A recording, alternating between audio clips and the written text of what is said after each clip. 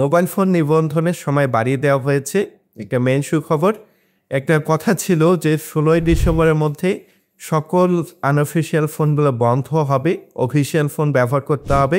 আপনারা শুধুমাত্র ১৬ই ডিসেম্বরের পর অফিসিয়াল ফোনগুলো ব্যবহার করতে পারবেন। কিন্তু এই সময়টা আবারও বাড়িয়ে দেওয়া হয়েছে। এনইআইআর সেবা ১৬ই ডিসেম্বর চালু হচ্ছে না।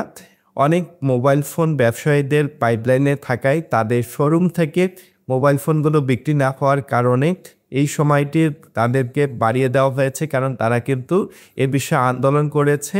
আন্দোলন করার পর থেকে ব্যবসায়ীদেরকে আরও ৩ মাস সময় বাড়িয়ে দেওয়া হয়েছে। এখন থেকে ৩ মাস পর এনইআইআর সেবা চালু হবে। এই ৩ মাসের মধ্যে আপনারাও চাইলে আনঅফিসিয়াল ফোনগুলো নিতে পারবেন। এই ৩ মাসের মধ্যে যে আনঅফিসিয়াল ফোনগুলো আছে এগুলো বিক্রি করার পর আর নতুনভাবে রেজিস্টার করতে হবে না।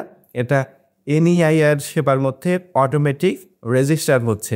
কিন্তু এখানে প্রশ্ন থেকে যায়, এনইআইআর সেবা কি আসলে চালু হবে নাকি পূর্বে যে একটা কথা ছিল, পূর্বেও কিন্তু এমন চালু হওয়ার কথা ছিল কিন্তু চালু হয়নি।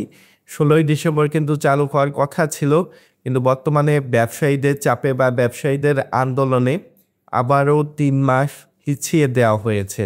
৩ মাস পিছানোর পর অনেক ব্যবসায়ী তারপরও কিন্তু তারা বলছে তাদের পাইপলাইনে অনেক ফোন আছে, তাদের জন্য আরও অনেক সময়ের প্রয়োজন ফোনগুলো সেল হতে, বা অনেকেই চাচ্ছে না এনইআইআর সেবা চালু হোক।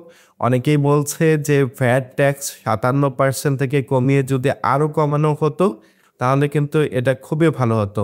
আপনারা এই বিষয়টি কিভাবে দেখছেন কমেন্ট করে জানাবেন। ভালো লাগলে লাইক করবেন, ফিনটেক ইব্রাহিম পেজটি ফলো করবেন, চ্যানেলটি সাবস্ক্রাইব করবেন। ধন্যবাদ।